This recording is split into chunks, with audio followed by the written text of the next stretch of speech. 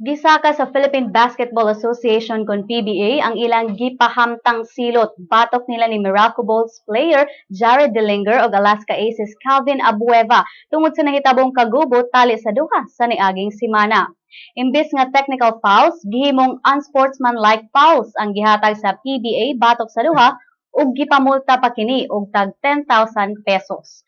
Sumala sa opisyal nga pamahayag sa PBA, bisan og unintentional ang paghapak ni Abueva sa naong ni Dillinger, miresulta kini sa pagkasunggo ni Dillinger og paghubag sa parte sa mata niini. Si Dillinger usab gisilutan tungod sa giingong pagtuok kang Abueva. Gipamulta usab og 5,000 pesos ang teammate ni Dillinger nga si Gary David sa pag-apil sa kagubot.